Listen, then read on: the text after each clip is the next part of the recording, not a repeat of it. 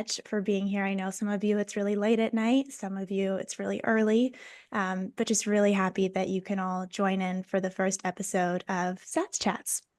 And, when I reached out, I shared that I really believe community is everything. And as Blake mentioned, I think you all do too, because it's probably the most amount of cameras that we've ever seen on a Zoom. And with a hat tip to Natalie Smolinski, our peer-to-peer network is everything. And ever since I noticed it in the white paper, I've loved knowing that the word network appears 21 times.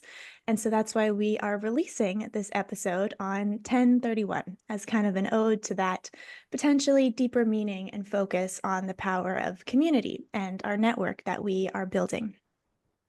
But before we go ahead and dive into our chat for today, I would love to just take a few minutes to introduce the motivation behind why we're all gathered for this podcast, share an overview of how today will look, and then also give a bit of a demographic overview for you all and everyone who will be watching later on, because it's really incredible. I'll share it later, but we have people that are joining across every continent but Antarctica. And so that was just kind of mind-blowing for me, and I think it's really exciting. So to kind of dive right in, why Sats Chats? Why the name? Why now? For me, this has been in the works since about April 2023 in some fashion. It started when I wrote a blog for my friends called Sats Chats, and it just started because I kept sitting down, chatting with friends about Bitcoin. And I thought, you know what, I should just put this into words because some people maybe I forget to say something, or I don't have the opportunity to chat with, people that I don't go to school with. So that was really step one. And then in August 2023, we had the first calls about the Bitcoin Students Network, which now many of you are a part of. And at the time, it was called the Bitcoin Students Clubs Network. Then October 2023, I was at Bitcoin Park, and there was a panel, and a few people made a comment that really stuck with me. And then kind of fast forwarding up to March 2024, Arsh and I officially launched the Bitcoin Students Network.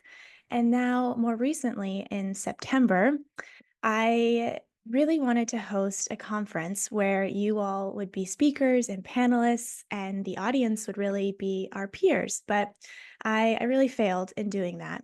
And we had a date, had a venue, but it just became a bit too much of a lift. But I really want those conversations to still happen. So now we're going to have them in a virtual format. And that really brings us to today, and probably the most important reason for starting this podcast with you all and for having this gathering is that 7 months into building the Bitcoin Students Network now, I realized just how much of an immense gift I have to know all of you. But I don't think many of you get to know each other or see each other because, as I mentioned, we are spread across 6 continents, everything but Antarctica. And so I just felt it was important to help strengthen the ties between us and hopefully many more of our peers to come in to this space. And as you probably saw in the kind of tagline for the show, I really like thinking about layer 0 as kind of like the social human layer of a network. And as a pun, our generation, Generation Z, born in the same generation of Bitcoin, I think is uniquely poised to be that layer 0. We are on the cusp of building this future where we can really help just realize the full potential of each human. And also many of us are already building this world that we want to see. You all comprise more than 26 different organizations in this space, which is just also incredible. And so that brings to today, when I was planning all of this, it just only felt right to start it with you all. And so I reached out to 179 current Gen Z Bitcoiner peers in this space across 29 countries to all gather today. And so for today, that means we're going to have people in all different time zones. So people are going to drop in, drop out, which is absolutely okay. I know it's like the middle of night for some of you. But future episodes, we will take some inspiration from BTC sessions, Why Are We Bullish? And we'll organize in smaller groups, maybe about 3-4 people. And logistics willing, we'll try to have each of you from a different country to kind of bring a different perspective, chat about Bitcoin, highlighting what you're building, what you're hopeful about, excited about, maybe, scared about, concerned about. But for today, it'll look a little different because as we can clearly see, we have more than 4 people on this call. The biggest goal and purpose is sort of the nonverbal, just that we're all apart, but still here together, working to not lose the peer-to-peer in the digital realm, which I still have much to thank for because I've probably only met a handful of you actually in person in real life. The rest all connected on Twitter or some other form of technology. But of course, we're still going to chat. And how this is going to work is that I have come up with quite a few questions, and so that you don't feel pressured to come up with any question. I'm going to start off by asking a question to whoever's on the right of my screen, a question, and then that person can either choose one that's pre-populated the questions or come up with their own and ask anyone else. And then we'll just chat. And so anyone, feel free to chime in whenever. You don't need to do the hand raise. Just unmute. It's okay if we have a little overlap. And we'll have a conversation going, and we can just think like we're all sitting around a big table chatting. But before turning it over to that portion and to you all, I did want to just give a little bit of a demographic overview for everyone that's listening and for you all. So we have about 179 of us potentially dropping in and out, spanning 29 countries across every continent but Antarctica, more than 57 different schools, more than 26 companies and organizations from Jan3, Bitcoin Policy Institute, Bitcoin Magazine, Giga, Machankora, HRF, Bitcoin Data, River, Strike, Unchained, Marathon, MicroStrategy. So I just think it's incredible, how many of us are already contributing and building in this space.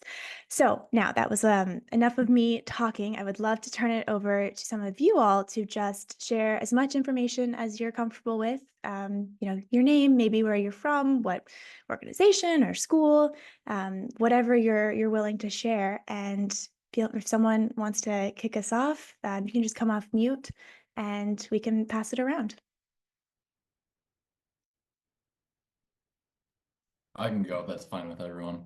Hi, my name is Trevor Dimpfl. I am an accounting and IT major at the University of Wisconsin-Whitewater.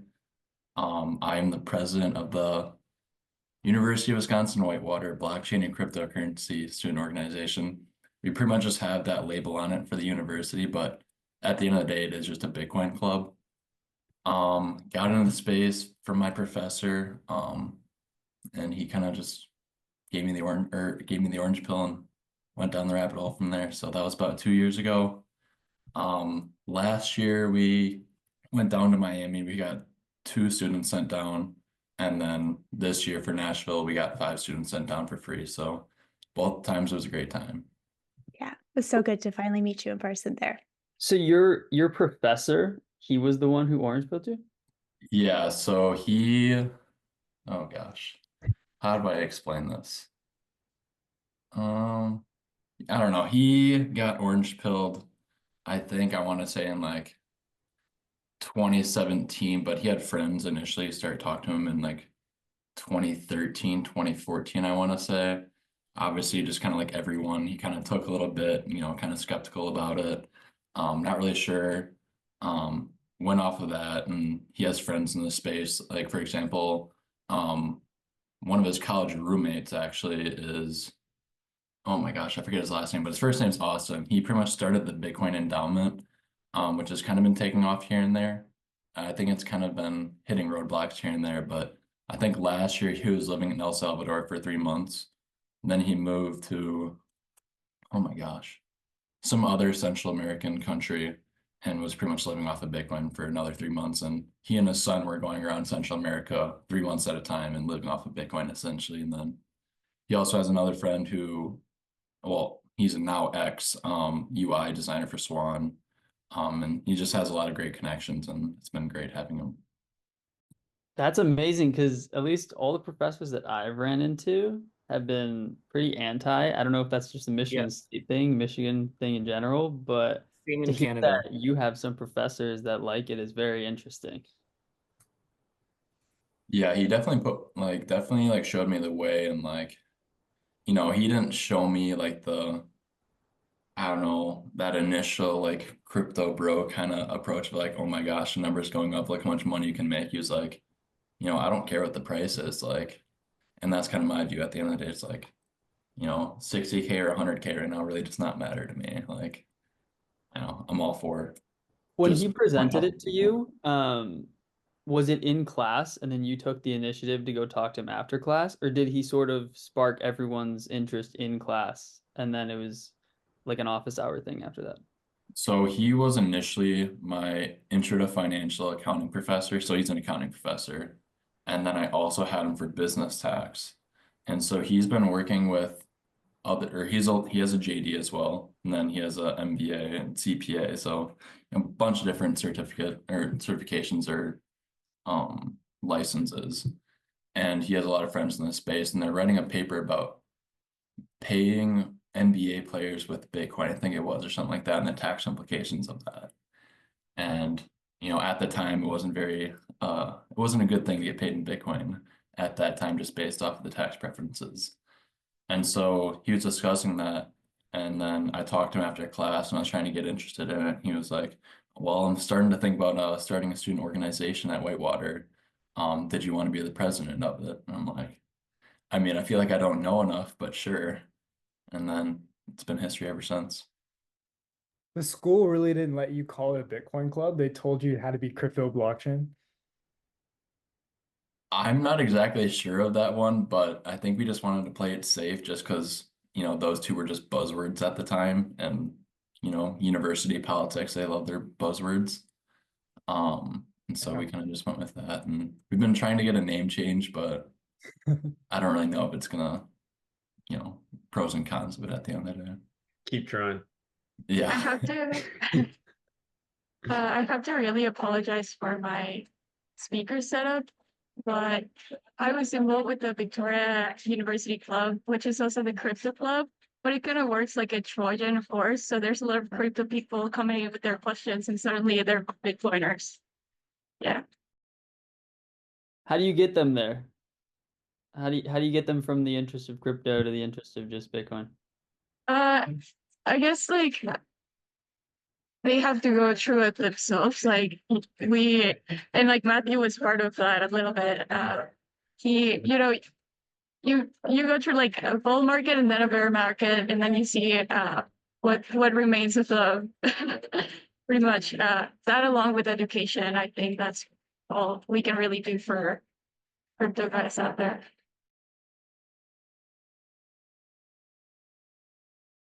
And Danny, I think I saw yesterday that the name might change. You all are changing it to the Bitcoin Club?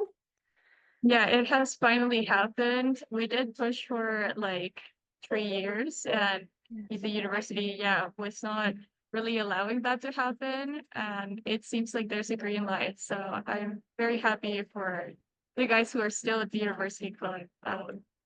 Big win. Good, good. And Demian at USC did they have any comment on having it be Bitcoin or telling you to just join the blockchain club? There was a conversation where I like had to be like, okay, wait, this is because we have a blockchain club, and I had to say, okay, this is very different from the blockchain club. But luckily, their advisor, they have a professor, and he was able to get the point across because he is like very pro Bitcoin club for separate reasons. So that was able to push it through. But yeah, in the beginning, they just have no idea. They just wanted one general label. So. Has anyone else had some like big difficulty with creating a club called the Bitcoin Club at their university? I'll chime in. I would say no, we haven't had an issue with naming the club the Bitcoin Club. That was seamless, but the professors are pretty like indoctrinated against Bitcoin. And I just one anecdote. I want one professor who teaches an introduction to the business environment.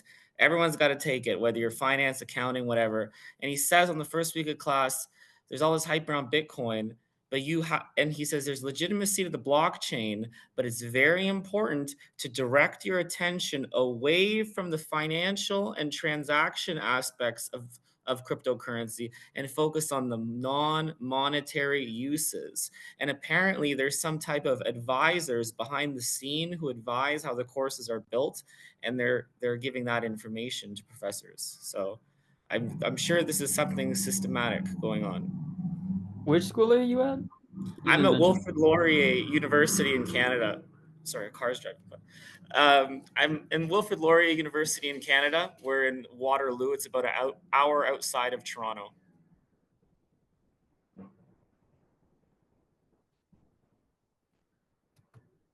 Should we have someone else? I'm curious. I wonder if we could get like, I don't know. I want to hear what people are up to. Is there any way we could like speed run like a quick, hey, I'm this and I'm working on this? Yeah, let's do it. Is that cool? Definitely. Okay, Yeah, yeah. yeah. Do you want to start, Jake?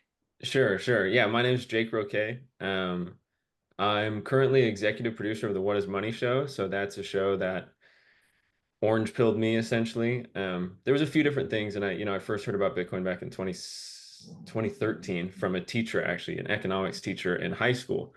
So I feel like I'm a little bit old here. I'm kind of like I'm like a borderline Gen Z millennial. Yeah,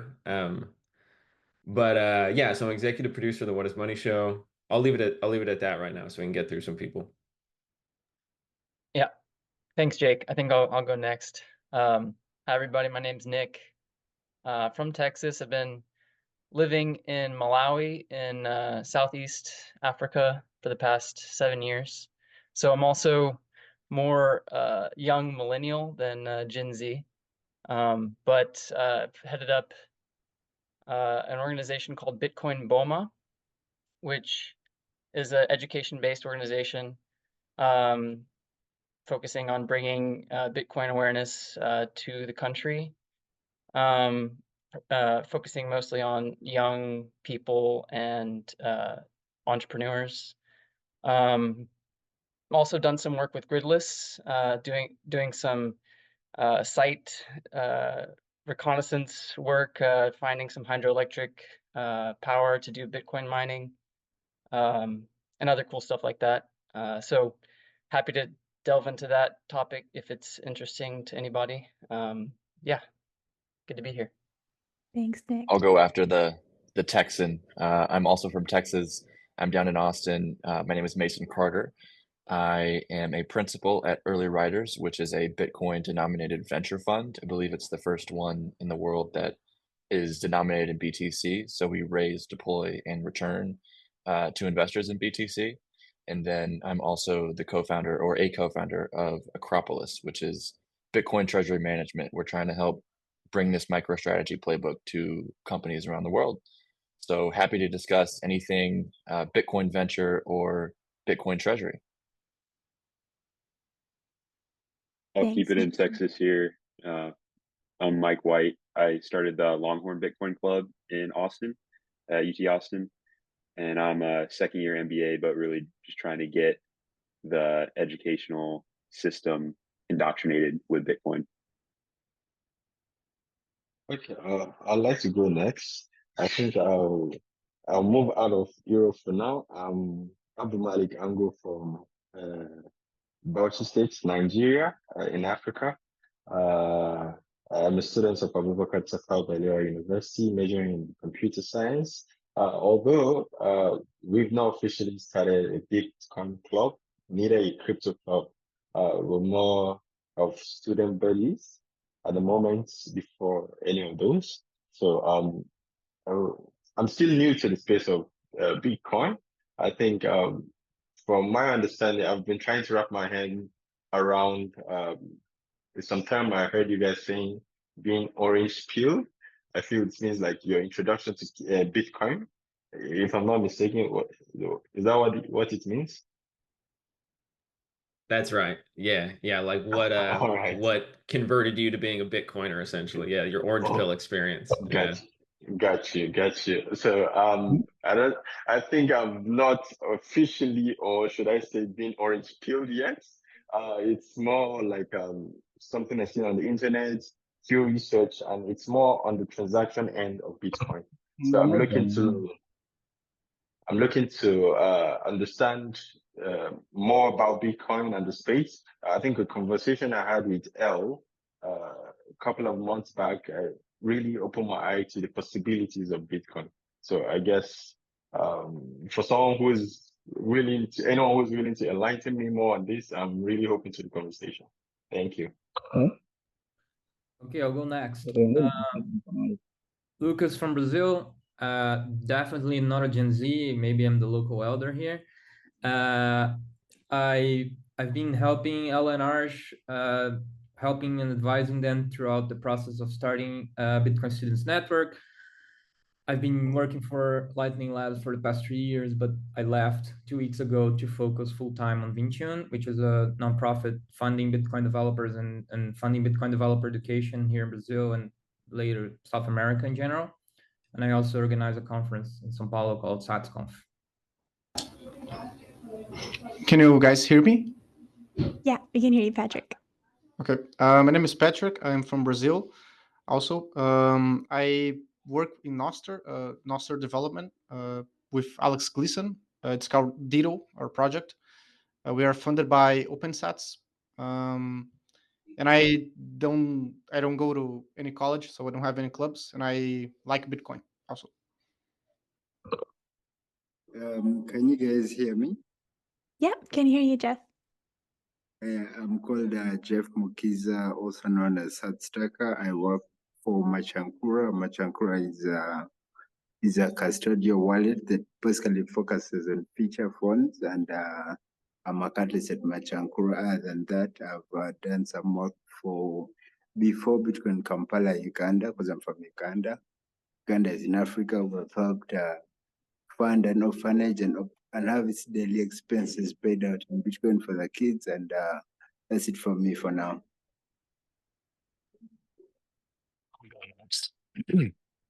I'll go after the people in Brazil because I lived there, love it there. But my name is Ian Kirkpatrick. I am the president of the Bitcoin Club at Utah Valley University. The club is really new, like we're just a few months old, so we're just starting to get our legs. And I am currently working on this software to integrate Bitcoin denominated budgets into a budgeting app called YNAB. That's called You Need a Budget, just to help people be able to budget Bitcoin in a more user-friendly manner. That's my own personal thing, but right now we're just trying to orange pill more people in Utah. Everyone? Hello. Oh. Nope, you can go. I'll go after you. Okay. Sorry. Hi everyone. My name is Isis. I am from El Salvador. Some people used to name El Salvador like Bitcoin country. That's cool. And well, I feel so happy to be here and share some ideas with all of you. And also, if I need to tell something about me is firstly, I am joining the rabbit hole in 2023 in a mountain at the 3 a.m. It's a strange history, but well, and now I am work for Bitcoin office of El Salvador, and also I am a student of Cuba Plus, and I feel so happy again to be here and share ideas with all of you. Can I ask super quick, what does the office, the Bitcoin office of El Salvador do? Like, what are they up to right now? What's their primary focus? Oh, the Bitcoin office of El Salvador is basically a consumeration of Bitcoin, Bitcoinization, basically help also the people, the Salvadorian people, to know things about Bitcoin, and the people from other part of the world know the things that El Salvador. Sorry, Cis, I'm muted. I think they accidentally came on mute. You can keep going. Don't worry. Oh, this is me. Shout out El Salvador, though. Beautiful place. I went 2 years ago, and I loved it. That was actually where I paid my entrance fee with Bitcoin. And President Bukele actually retweeted that, and that was the craziest moment of my life when I saw that on Twitter, that he like acknowledged that I was paying in Bitcoin. But I am building a Bitcoin Lightning Liquid and eCash wallet called Blitz Wallet. And that's pretty much my primary goal right now. There aren't too many Bitcoiners at Michigan State. I've tried, they're not accepting of it. So I thought, screw that. I'll just build a wallet that you guys are going to want to use. And I'm not going to convince you that Bitcoin is cool. You're just going to use the wallet and you won't even know you're using Bitcoin. So hopefully soon y'all can download it as well and hopefully like it as much as I do. And Blake, you mined Bitcoin a couple years ago too at school? I did. I also mined Bitcoin in my dorm room. Don't tell Michigan State. They would not like that. And then I also mined Bitcoin when I was the RA, so nobody could get me in trouble because I wouldn't get myself in trouble. So if you want to mine Bitcoin in your dorm room, be an RA and you can't get in trouble. It's kind of a loophole. That's awesome. I'll go next. Yeah, good job finding the cheap energy source, Blake. And hey, everyone, my name's Bart Gnirk. I founded and current president of the Bitcoin Research Club out of Bismarck State College in the Midwest US. And kind of recent updates would be we've screened Stranded at the Energy Center, had Alana do an intro there, followed by like a presentation Q&A, which went really well, was open to the community. And we did a presentation for Intro to Bitcoin that was developed by My First Bitcoin for Financial Literacy Week. So that was cool that the library on campus reached out to us and we were able to put that on. Still working on getting new members, work in progress. I had previously worked for Swan Bitcoin, majors IT and cybersecurity. So I was with them for 6-7 months as a help desk security analyst. So doing internal support, onboarding employees, digging into phishing emails, a little detection engineering, and yeah, just focused on school, local efforts, and glad to be here. Thanks for the invite. Hello, everyone. I'm very glad to be here with all of you. Some familiar faces and some new faces. I love the peer-to-peer initiative and all of this noble cause. So thanks for the invitation and gathering us. I am from Mexico City. I'm right here in Mexico City. And I couldn't contribute to the conversation when you guys were talking a little bit about the challenges of opening a Bitcoin club in the universities because I was on the car and just trouble. But I had a very particular situation because I go to a university like George Mason University is considered a very Austrian economic school. The university that I went to, because I'm an alumni, is very, very neo-Keynesian. For example, Agustin Carstens, the big fat BIS guy, he used to be a teacher at that university and stuff like that. So it was very difficult for me to try to get the economics professors to actually consider my initiatives, even though, I wasn't ever talking, for example, of, telling people buy Bitcoin or invest in it. It was more like just education and all of that. It was very challenging. But now working with Pedro, who I don't know if he's here in the audience or maybe will be joining us later. He is in the engineering department, and we found that it was a little bit easier to introduce Bitcoin on that side. Another challenge that we have also had is that Ripple sponsors the university and they do blockchain and stuff events, but it's difficult to compete with when Ripple is giving them money. So even though like I offered myself to open a Bitcoin node, they were getting paid to put a Ripple node, so why accept? So those kind of challenges have been interesting. And talking about the peer-to-peer nature and all of that, as Ella was saying that she was inspired by stuff at Bitcoin Park. Me as a miner, I've been mining for some years now, began in my garage. And this year in January, I was at the Mining and Energy Summit in Nashville, in Bitcoin Park. And I had the same feeling as Ella was saying earlier, that she saw stuff going on. And in my case in particular, at the Mining and Energy Summit, for example, the Senator of Tennessee was there, and like their interns and their staff were taking notes on how the electricity grid for Nashville and the surrounding states could be benefited by this technology, and in a group full of nerds and geeks that are just like into this technology. And me with some of my friends from Mexico, we realized that that's like really important. If we really want to have like nation state Bitcoin adoption and using it for that stuff, we have to build like these bridges between policymakers, academics, business owners, entrepreneurs, innovators, etc. So just like we saw, the beautiful initiative that the people at Nashville, Rod, Matt, and Harry have, what the community that they have been building and stuff. We also started something like that in Mexico City. So it's called La Casa de Satoshi. And it's not La Casa Bitcoin because we don't want to just focus on Bitcoin. Obviously, we're not shitcoiners, but Satoshi was a cypherpunk, a technologist, and he just loved, how technology could bring abundance to humans. So a little bit, that's our philosophy.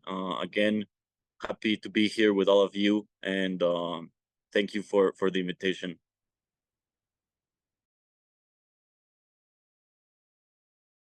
Wow, truly best peer-to-peer network out there. It's amazing to see so many young Bitcoin student leaders everywhere. I'll just say a little piece about myself.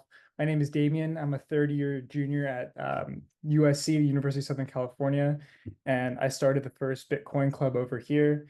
And I currently work for the Bitcoin Layer, which does research on how Bitcoin fits into the general macroeconomic landscape. But I think it's really cool. I think Bitcoin truly is for everybody. And I think that the biggest message that I always try to bring out is that it's not just for technical people. Like anyone at any level can get involved with Bitcoin. So cool to see so many people here today, truly. To go off of your point of Bitcoins for everyone, I think for background, I forgot to say, I am a biology major. I'm a pre-medical student, and Bitcoin just is such a cool technology, and it has so much potential to make an impact in so many different fields, especially like medicine, especially here in the United States. I mean, that's one of the reasons that I really hopped on board with getting into it. From Punnett squares to freedom tech. I love that. First, I got a question for all the ladies. There's actually a decent amount of girls on this call. That's pretty cool. How do you guys get into it when it is more of a sort of finance bro kind of topic? Like, how is it like getting into Bitcoin when it's not necessarily, I don't want to say it's gendered, but it's a finance thing, you know? Honestly, for me, it was just like other women in Bitcoin and specifically Lynn Alden. Just listening to her, it was like, okay, this is for everything.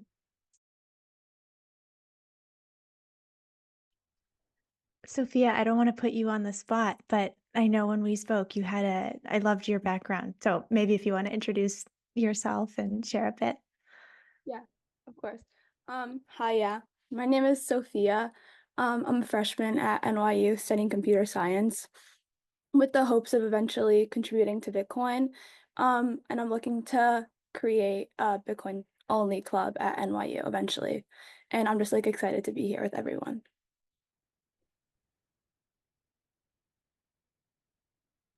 And then we're also super lucky we have Caitlin, Sophia, and Lauren Prince, if you all want to introduce yourselves too. So to be honest, I've gotten into Bitcoin because of my dad. That's why I'm here. It was hard not to be a Bitcoiner, really. So right now I'm based in the UK, London, and I'm studying politics and international relations. I'm a first year at SOAS University, and I've only just started. So I'm going to try not to be too controversial and set up a Bitcoin club and just get my bearings first. But yeah, I'll get there. I will get there. I'm sure your dad's pushing for it. Oh yeah. Oh, he's very annoying. He's like, come on, set it up and like, hang on, hang on, let me just ease in first. Let me make some friends. I was like, yeah, exactly. Let me make some friends before I throw this topic. Yeah. And I'm trying to like get to know my professors as well, see if if I can orange pill them, if it's going to be easy, if it's going to be hard. So just give it time. Caitlin, do you want to? Oh, go ahead, Matthew. No, go ahead. Go ahead. I was gonna say it's not a bad idea, Caitlin, because Bitcoin, you can scare people away. It's true. People are very off put by it. I don't blame you. Oh yeah, we all know that. Caitlin, your professor assigned you quite an interesting essay question. Do you want to share what it was? Oh yeah, I'm gonna have to get it back up though because I've forgotten what it is. That's how yeah, that I'm not really working on it at the moment, which is a little bit bad. It went along the lines of, hang on, I tweeted it the other day. Again, my dad pushed for me to tweet it. Hang on. How is money created in the UK banking system? So yeah, I'm definitely gonna try and get the word Bitcoin in there at some point without getting a low grade. So we'll see how that goes. Can I ask where you plan on heading with you said you're studying like political science and international relations, I think? Yeah. Like what made you interested in that? And then where in a perfect world would you like to go with that? I would like to go into diplomacy, probably be a diplomat, but I have also been really interested in human rights. So I attended, my brothers and sisters and parents, we attended the Also Freedom Forum last year, which was really interesting, which inspired me more to go into this, to go into these studies. Cool, very cool. So dropping Bitcoin possibly into an essay is interesting. I'm wondering if any of you have been able to successfully drop Bitcoin into any piece of like academic work, because I tried for one of my economics classes and I wrote like a whole outline of how I wanted to structure this essay about inflation in sub-Saharan Africa and what Bitcoin can do. And my professor was like, absolutely not, drop this. You need to redo this. He was not happy. I'm wondering if any of you guys have had any success. So yeah, I actually did. In high school, like my junior year, we had like a big research project to do, and I wrote like a research paper on Bitcoin. And my teacher actually loved it. Like she gave me 100, and like I think I was the only one who got 100 on it. Like she loved it. So yeah, it went well. Which side did you take of it? Like what was it about, your paper? It like the prompt was like new frontiers in history. So I wrote about Bitcoin as a new frontier. And yeah, she loved it. I think that's where you get into trouble sometimes. It depends on what you're talking about Bitcoin in, if that makes any sense. Like if you're talking about it in the sort of anarchist, anti-government way, people are a little bit like, whoa, I don't want to hear about that. But if it's more of like highlighting the cool technology behind it and what it could do, I don't really see any people being like anti that in a paper. I've done a couple more subtle things. We'll have like discussion posts for cybersecurity related courses, so you can kind of pick your topic and go into it. Or one with I think my third Linux class, we do a kind of pick your own project. So there is a Raspberry Pi I checked out from a professor that has the username Satoshi or something like that, and I did a whole document on how to build a node, get it up and running with Umbrel. Specs weren't the best. The initial block download took forever. It was kind of old equipment, but just smaller things like that. No big research papers, but little subtle things put out there. Hey, just to chime in here. So speaking of the paper, so I've been so actually throughout the college, I've been basically including Bitcoin in all of my essays. So, and my professors have been very open-minded with the approach that I took. So, I guess there's that. And Kevin, you just did something really cool this summer. Do you want to briefly introduce yourself and the program you did this summer? You mean the Mises University? Yeah. Just tell, a little bit Oh about yeah. that. So it's a 7-day conference, I guess you can call it conference for libertarians and NCAPs, and basically just they offer the program for free for people who are interested in Austrian economics and libertarianism. So, and they were very generous about it. So basically you went there and study Austrian economics, the basics, the fundamentals, and yeah, and at the end of the conference they gave you a test, and if you pass it, then they'll give you a certificate. And you passed it with flying colors. Yeah. Such an inspiration for all of us. Seeing you go and succeed has inspired me to want to go. So we make big impacts on each other. Good work, everybody. Matthew, do you want to introduce what you've just built something big too? Oh, yes. So I'm working here at the Laurier Bitcoin Club in Canada. And a big aspect for us is outreach, first of all, to a lot of the students who are crypto people, to bring them into Bitcoin, and also to bring Bitcoin developer education to the masses and make it accessible, because Bitcoin is something, Bitcoin development seems very intimidating at the surface. So I really feel it's my calling and my mission to open the path and make it accessible to everybody. As I learn, I'm documenting every step of my journey on the way and inviting everyone to walk the path with me.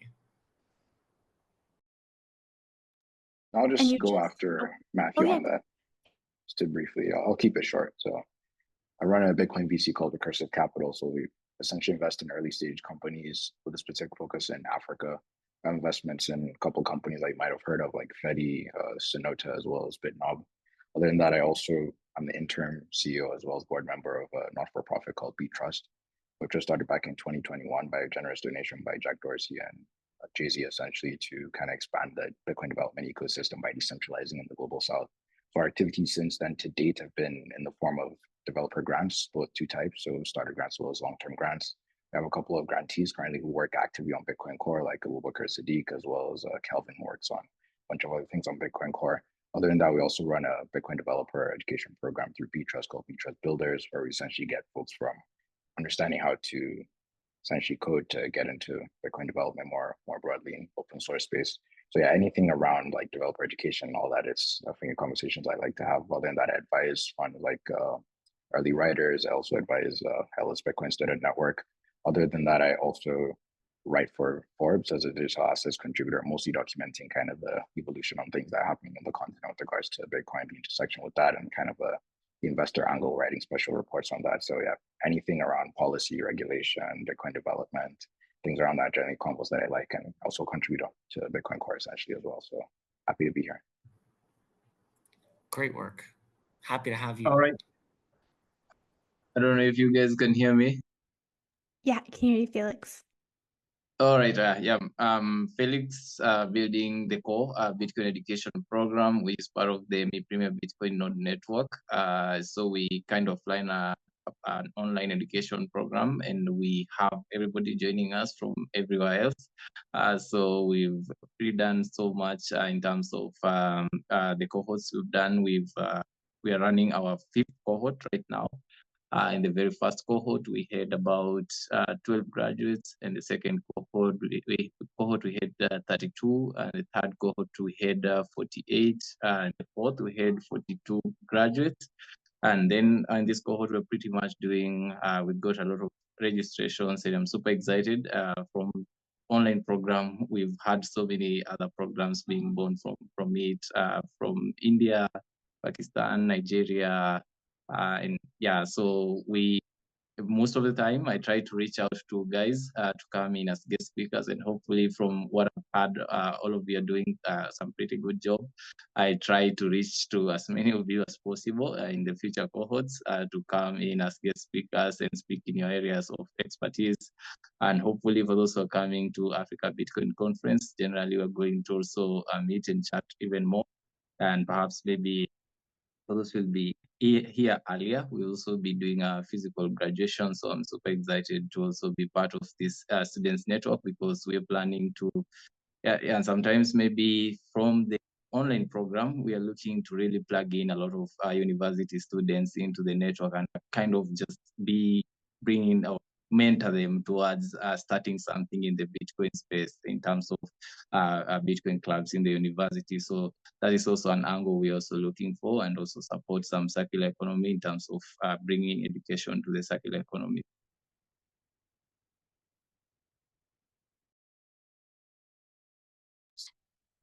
I can jump in, yeah. So my name is Carl. I'm from South Africa. I teach Bitcoin and teach people how to preserve their purchasing power, is the way I like to phrase it, how to keep your own money. And I work at a South African exchange. I teach on YouTube and Twitter, and I help people one-on-one as well secure their Bitcoin following best practice, set up with a cold card, fully air-gapped, passphrase if needed, multi-sig. And I started a Bitcoin meetup in Johannesburg. It's not really a student thing, anyone can join. And that's been doing pretty well. We've got another one in Cape Town as well.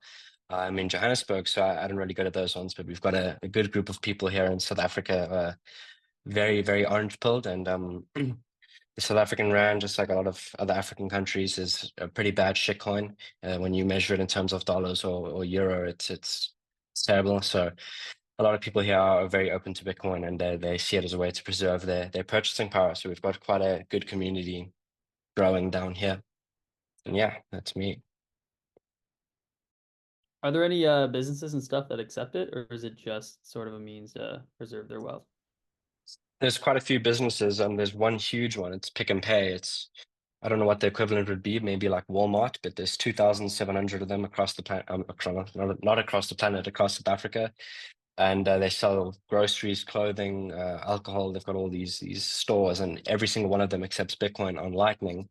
And that's because of one base developer down in Cape Town. He went and like orange pilled them, and he built the tech to facilitate that transaction, because Pick and Pay's QR code isn't high enough resolution to display a Lightning invoice. So you kind of have to go through their tech as well. But yeah, there's that, and there's a whole bunch of other. There's a farmer we have in the Midlands, which is kind of in a random place in South Africa. He's orange pilled and accepts Bitcoin. And there's a few other ones, but Pick and Pay really is massive. You can basically live on Bitcoin because of that Pick and Pay integration, like Walmart. Yeah.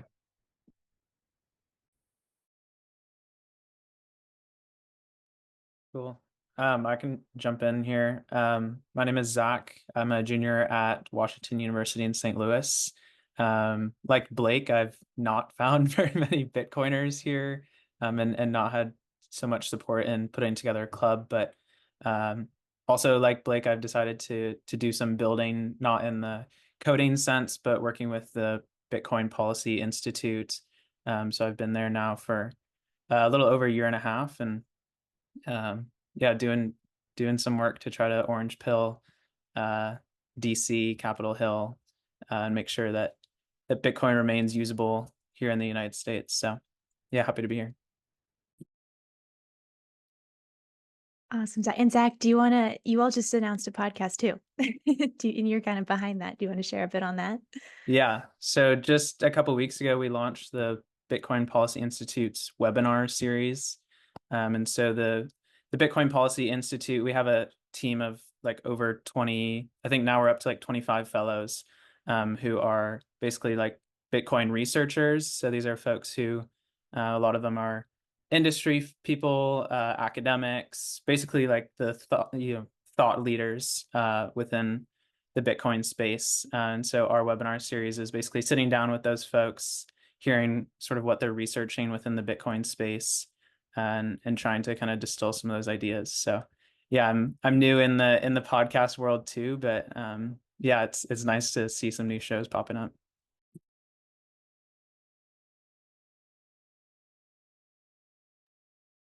Hey guys, I don't know if you can hear me. Yeah, we can hear you. Okay, so here there's a problem with the electricity, so I can introduce myself a little bit. So my name is Tabitha. I'm from Kenya. I am in from the Bitcoin Dada, the group. Then also I'm a instructional designer.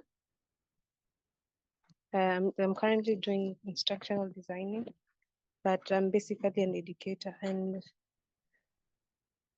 basically I'm just new at the Bitcoin thing, and yeah, I'm hoping to get more opportunities to grow into the space. Yeah, thank you. Yeah, thank you, Tabitha. Everything you all are doing is just so wonderful. And I think I see updates every time I open Twitter, and it always brings me a smile.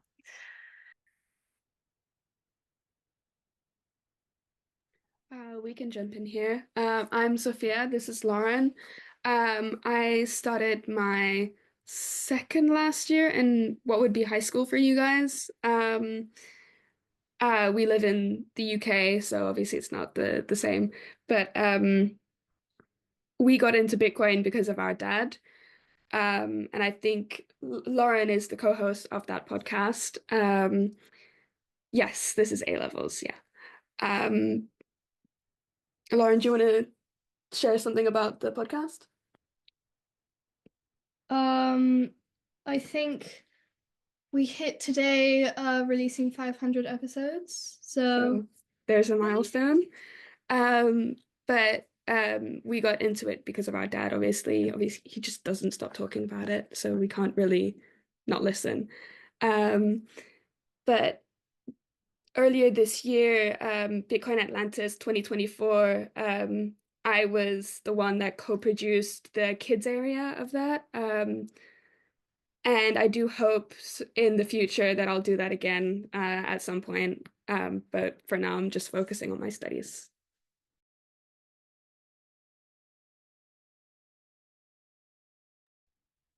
Samuel, do you want to chime in after your sisters? Go. Sure. Well, yeah, I'm Samuel Prince.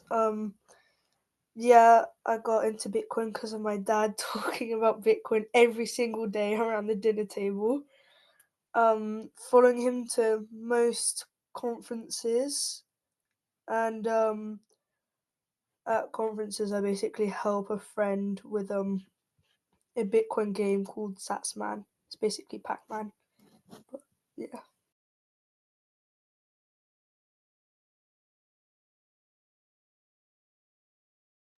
Let's see. I think we're reaching almost everyone, but we definitely have let's see, Daniel. Do you wanna oh yeah, perfect. I see you came off mute.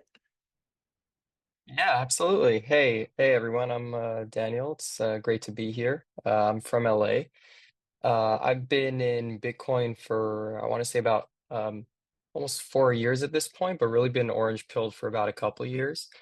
And yeah, I'm just I recently connected with Ella, and I'm just looking to contribute to the Bitcoin to Bitcoin and the Bitcoin community in any way I can. So yeah, it's great to be here, and it's great to hear what everyone's doing and all the fascinating and wonderful things and ways everyone's contributing to Bitcoin, and love to know more. Awesome. Thanks, Daniel. Let's see, who do we have left? Feel free to just come off mute and introduce yourself and a little bit of what you're working on if you'd like. Hi, my name is Edith. My name is Edith Mpumwire. I'm from Uganda, and I'm an alumnus of Bitcoin Dada. I also work as the community manager in charge of Ugandan efforts. Now at Bitcoin Dada, we basically do financial education and financial literacy, leveraging on the advantages of Bitcoin as a currency and as a store of value as well. Also in Uganda, I'm part of the Bitcoin Kampala community, where we run a project with the Orphans of Uganda, where we teach children basically like financial literacy from baby steps, like from baby class. So I think it's going to be the first school where children learn about Bitcoin as young as 3 years and going on. Also, we see the Bitcoin community supporting these children, collaborating, Bitcoin Kampala, Bitcoin Dada, and Bitcoin community at large, because some of the donations, we don't even know where they come from. So it is a very wonderful space to be. Learning about finance as a child helped me to be able to get the passion to also pass it on. So for me in the Bitcoin space, I'm basically a teacher. So I really just love to pass the knowledge on. So, and the Bitcoin datas that I've seen on the space, kudos to you, girls. We love you. And thanks, by the way, for the invitation. It was really kind of you.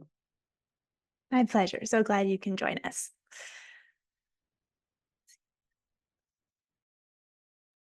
See, Yandel, or apologies, I think I might pronounce your name wrong, but would you like to share a bit? Yeah, sure. Hello, everyone. I am Yandel from Salvador. And well, sorry if my English was not that good because I don't speak English. I speak Spanish, my first language. And I've been trying to learn Bitcoin in my school. And well, I'm a club Bitcoin leader that we're starting like 1 month ago with my friend that is here, is Pupusas G. Well, we've been trying to make a difference in our school. We have our own like Bitcoin machine that we use Blink, and it's so good because in our country we don't have to pay like taxes for every transaction that we have on Bitcoin, and it's something well so interesting, so good that we're trying to do our best in my school and in every part of the world. No, it's incredible. And everyone go check out Twitter later. I can send the link because they posted just a wonderful picture of everyone in the classroom. And how many did you have? Maybe 30 people in your club? Well, there's 80 people. 80. I was way off. 80, but often like when we're like in class, there's maybe a 40. Yeah. Awesome. Awesome. If no one else is hopping up right now, I'm curious, Ella, why did you decide to start this essentially? Like what made you decide I need to get this specific type of group of people together, and also what are you hoping to accomplish Yeah, no, thank you, moving Jake. forward? Mhm. So I'll backtrack a little bit to why Arsh and I wanted to start the Bitcoin Students Network, because that kind of ties into your question right now. I was like many of you in my sophomore year of college, and I wanted to start a Bitcoin club. And I got to school, learned you needed to know 10 people to start a club. And well, I just didn't know 10 people. So I thought, you know what, I'll just join the blockchain club. And my campus activities team said, and you know, it might be better because you can join a more established community. But then a year and a half later, I just realized, no, there needs to be a separate space to have these conversations. I said, Ella, you know more than 10 people now, you can do this. So I started it, and then just going to conferences, meeting more of you all in person on Twitter, and hearing we all have a lot going on. It's hard to start a club. There's a lot of tasks involved with it. It's a lot of work. And so I thought, you know what? How can we just make it easier for other people to do this? And so that was really kind of the birth of the Bitcoin Students Network. Lucas was hugely helpful in the early days of that. And Abubakar has also joined our board and been very helpful and supportive. And so essentially, we hope to help on the logistics side of how do you start a club. You can go online and see the step-by-step guide of how to do it, templates for everything. Then we can help with, so now you're up and running. Well, what are you going to teach? What does your meeting plan look like? Do you want a speaker to come in? So then we can also help there. And then finally on the jobs piece, because I think we could all attest, you know, what's the incentive when it's 6 p.m. on a Wednesday to go to a club meeting? You've just been in class all day. It's your community. It's the people that you're going to see when you go to that meeting. And it's the opportunity to learn a skill, to perhaps work in this space after you graduate. And so the Bitcoin Students Network, we launched it in March of last year.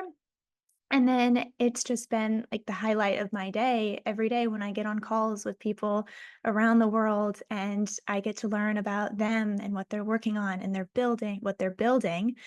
And it reached a point where I said, Ella, lots of these people don't know each other. You are so fortunate to kind of have this bird's eye view of all of you all, but I wanted to make sure you all could meet each other. And, a network is really stronger the more ties we have amongst each other.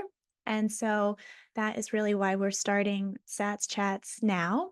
The name comes from blog I mentioned earlier on about how can we just subtly introduce the idea of Satoshis, because most people I found when I would speak to thought, oh, I've heard of Bitcoin, but it's way out of reach for me. I can't partake in that.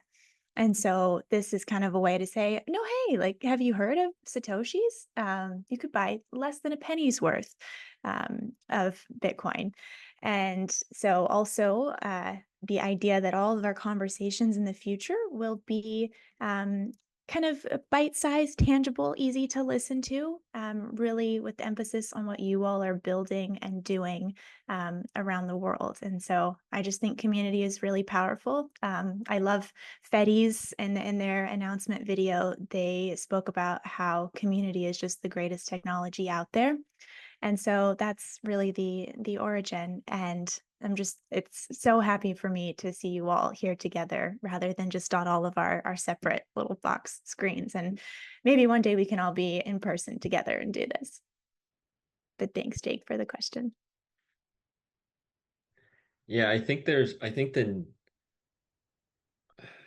network aspect can be overlooked often, and I think of it in terms of, this is something that I think I realized back in 2020 when I was kind of came around to the idea of like, oh wait, I think this is inevitable. Long story short, I was doing a little bit of like political consulting work that pushed me to like kind of fully dive down the rabbit hole. It was around when all that money printing was happening, and then I was like, wait, United States government can't afford to pay their debts. What does that mean? Where is this going? That brought me to like Bitcoin being an inevitable thing. And then I realized pretty quickly, I was like, the people that we're connecting with now, this is like the people in this group here. This is the future. Like these will be friends that you'll want to have connections with, to have your back, to work on things together, to build something great that like makes the future better for humanity, or like gives you a bunch of purchasing power to decide where you want to allocate that moving forward in your future, and so there's a unique group of people I feel like that are interested in it at this point in time, and it's possible that that's like even more true with the younger generation too, because you guys, so I'm 29, right? I'm a Gen Z millennial border guy. I just turned 29, and there's different.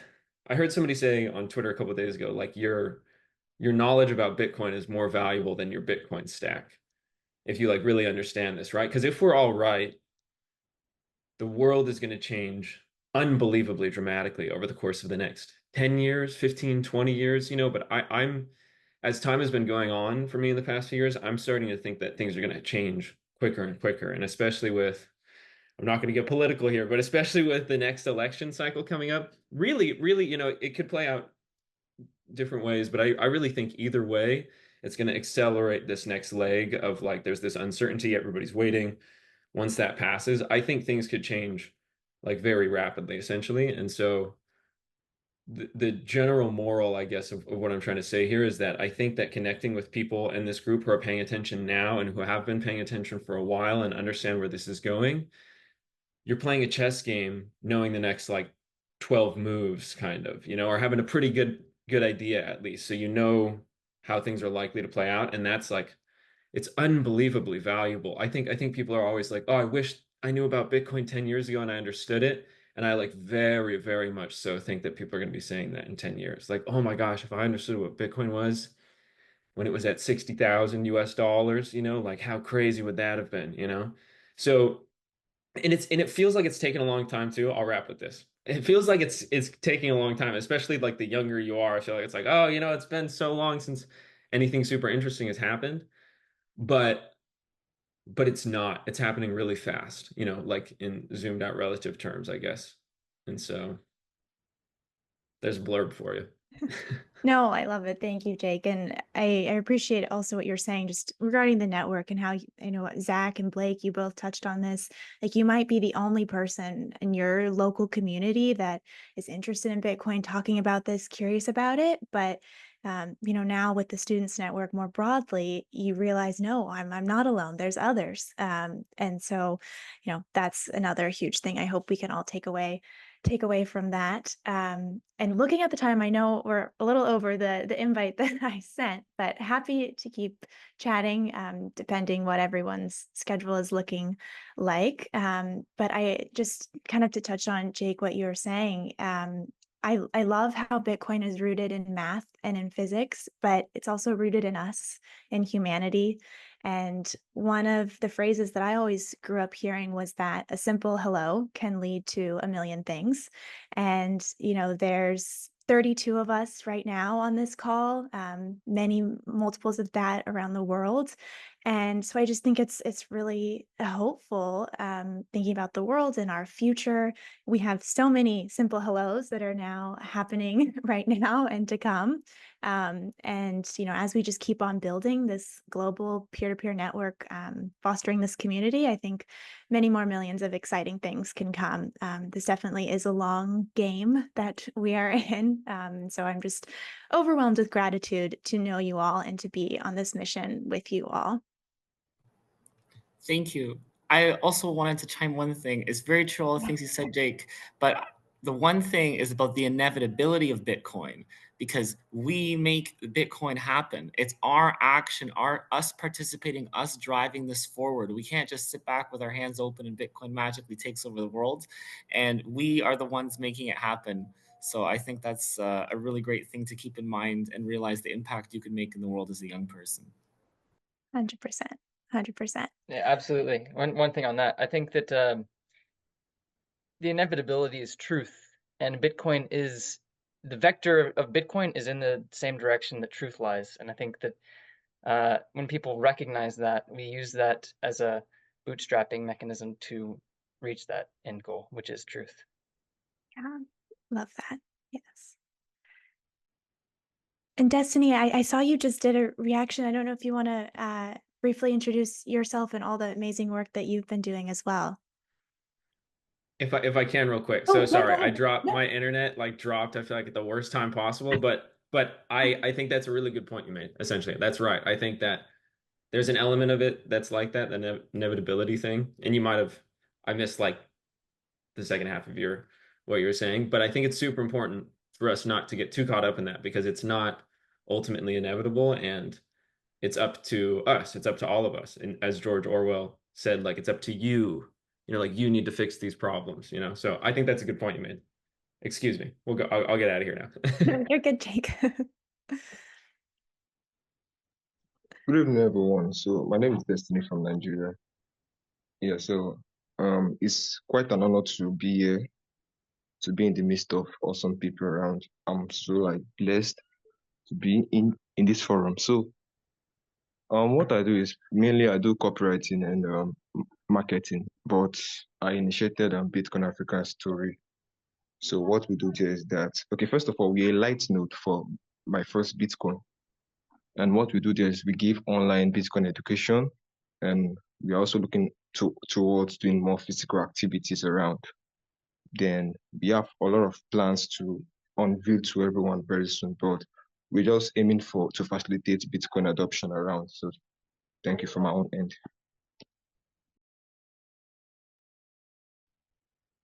Hello guys, can you hear me?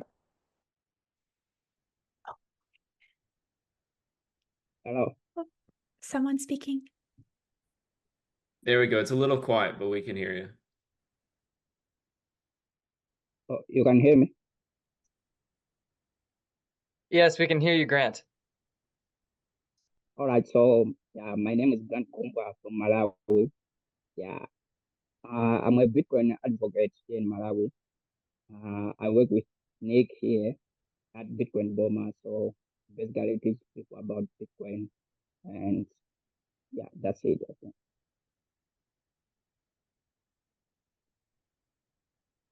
Awesome. So glad you're here, Grant. Let's see.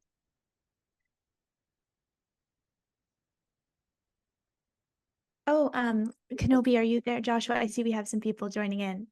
So you're welcome to just introduce yourself, what you're working on building, as much or as little as you'd like to share.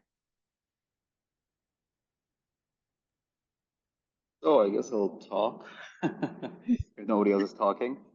Sorry, I'm like 1 hour late because I was supposed to be landing from Lugano's conference like basically an hour and a half ago. So I was like, yes, I put it right on time so I could like get off the airplane, jump on the call.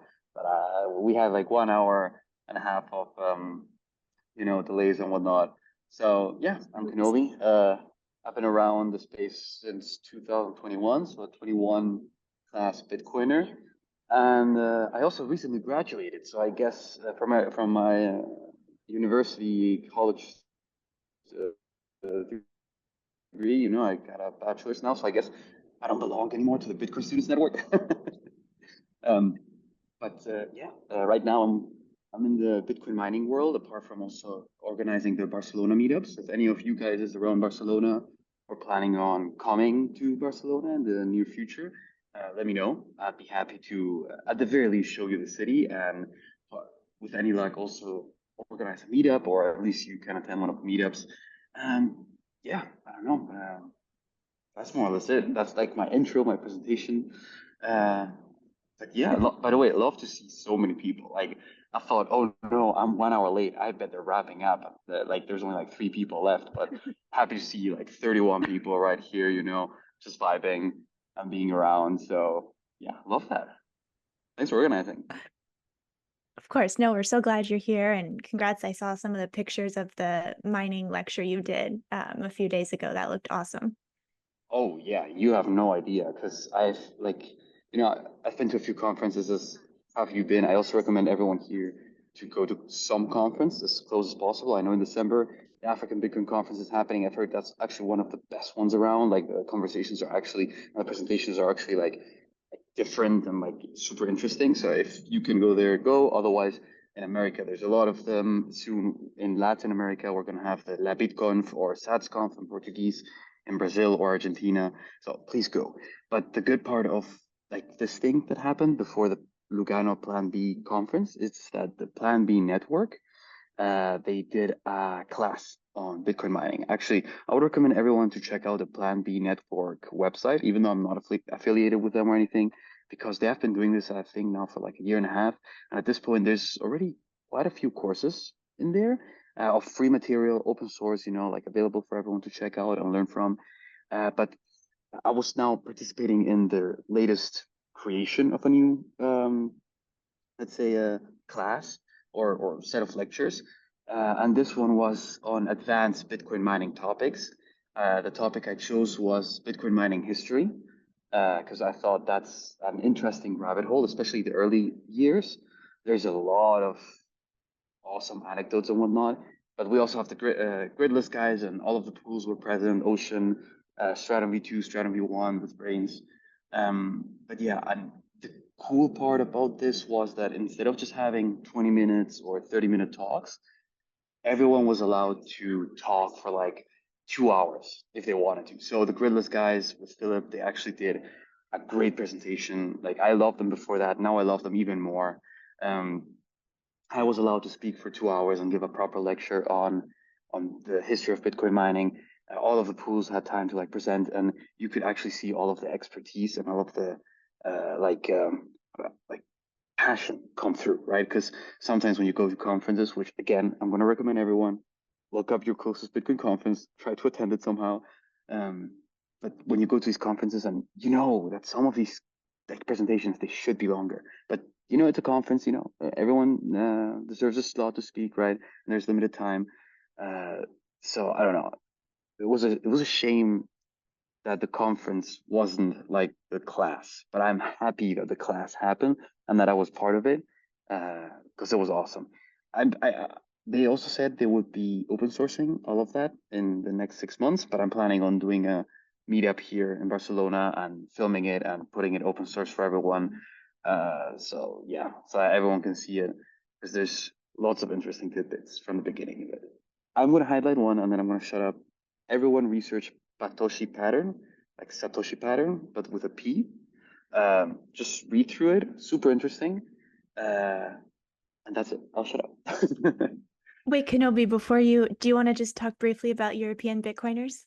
Oh, yeah, as well. Although I'm kind of not too active there anymore because life, of course, like recently graduated, I was also working and whatnot. But yeah, European Bitcoin is definitely still a thing, still going on. It's a Europe-wide education initiative, I would say, which tries to get everyone from all the different countries together, at least cooperating with something. In this case, the main activity is providing a website where everyone can post their translated articles from usually in great English content. You know, all of those Gigi articles. The Gigi, in case you don't know him, he writes a lot. Even though he's German, he writes mostly in English. But of course, my cousins here in Spain, they don't really speak English. And I've heard of lots of people in Italy, their grandma, their cousins, nephews, aunts, uncles, they don't speak English, right? And then when you give them an article in English about Bitcoin, the language becomes an extra barrier, right? So with European Bitcoiners, we provide a website for everyone and anyone to publish only about Bitcoin, right? So this also doesn't happen.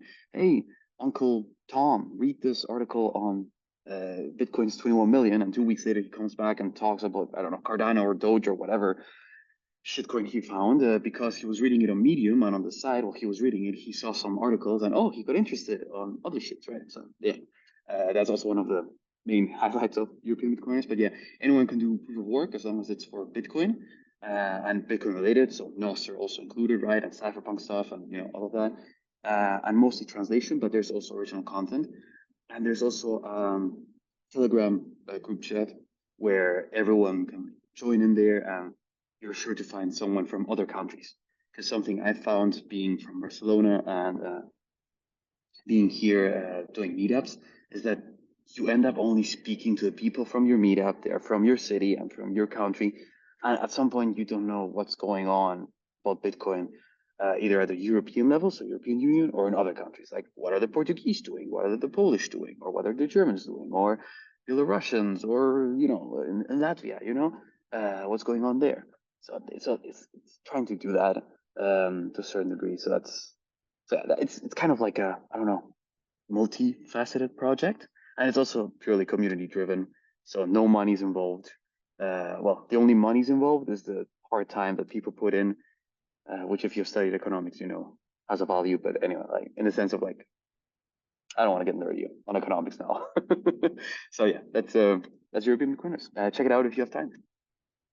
Thanks, Kenobi. Okay, who else have we not quite gotten around to? It's wonderful to see some people continue to drop in. For those that are maybe just joining, just give a little recap. So reached out to 180 Gen Z Bitcoiners in 29 countries. So we have lots of different time zones and 6 continents. The only one we're not on is Antarctica. So lots of different people from all over, and would love to make sure everyone can just have a few moments to introduce themselves if they would like, what they're building and what they're working on. And then we will begin to wrap up for this episode, but many more to come. Let's see.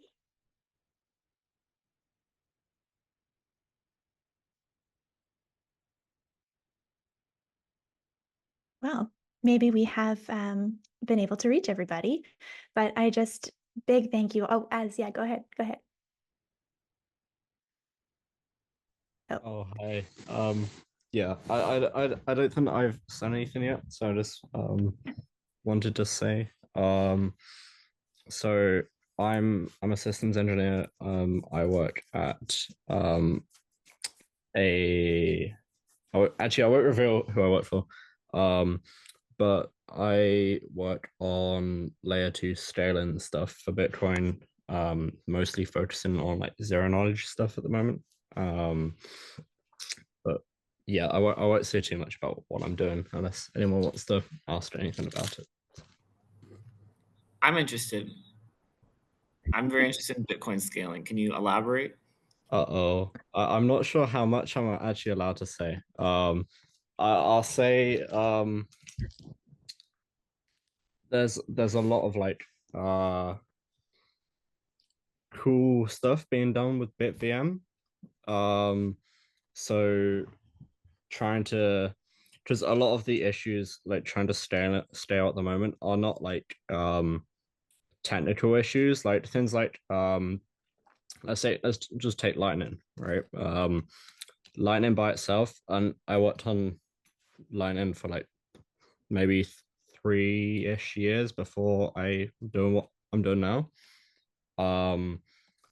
Lightning's awesome, but the limitations it has are not actually from Lightning. It's more from like Bitcoin itself. So there's quite a lot of sort of R&D being done to try and alleviate some of those issues. BitVM has been quite a big thing, which basically allows you to sort of do things on Bitcoin with Bitcoin script that you previously wouldn't really be able to do. So like what again, I'm not actually sure how much I can say. I think I can say like so like we're looking at using like BitVM and building future like iterating on it to build sort of zero knowledge rollups on top of Bitcoin, so then we can sort of expand what we can do on Bitcoin without compromising any of the security. Because we have cool things like Liquid at the moment, and Liquid has a bunch of really cool features like confidential assets and all sorts of things. But the security model of Liquid is just a federation. It's just like 5 of 11, right? And that's a pretty good security assumption. But like it's not sort of the mathematical perfection that a lot of Bitcoin is based like around, like being mathematically, well, I won't say perfect, but mostly like very, very mathematically intact. So we're just sort of we're researching ways in where we can sort of keep that security, but then you can do things that are way more like you can basically do anything you want on the top. And that might some of the ideas people have come up with are literally when I first started the job, one of the things I like first came to mind is we can run Lightning on this, so we can like run Lightning on this sort of layer 2, which then runs on layer 1, because we can, and that's one of the things. But you can really just do whatever you want, because once we have these sort of these zero knowledge proofs in place and we can verify them on Bitcoin, it means you can run anything on top. So any like competitors to Bitcoin, and I'm not even saying competitors, they're just shitcoins. Like they can say they're competitors all they want, but it's true. But some of the technical features they have are like quite cool from a tech point of view. But once we have things like this, they will have absolutely no advantage on Bitcoin at all.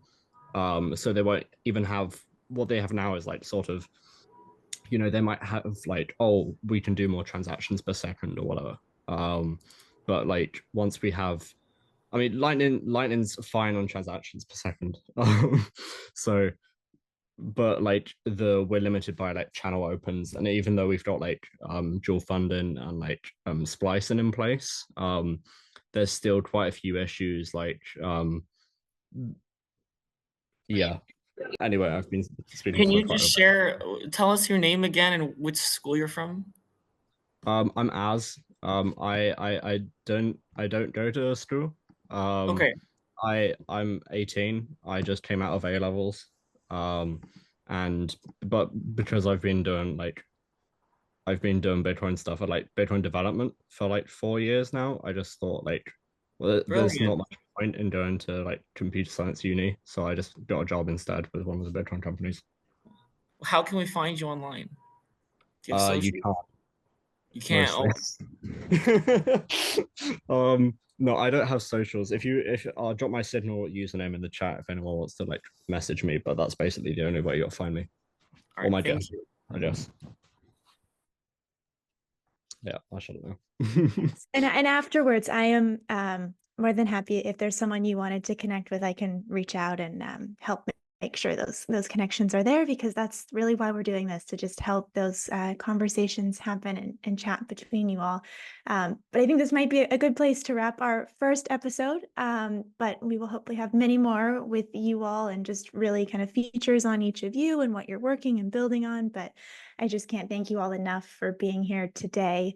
I am just hugely grateful to be a small node in each of your networks, and I hope you all can keep chatting afterwards today. And we will be back in 2 weeks. So it's going to be bi-weekly on every Saturday when we'll have a new episode, and just so excited for our future conversations, and hope you all have a great rest of your day, and we'll talk soon. Thank you all so much.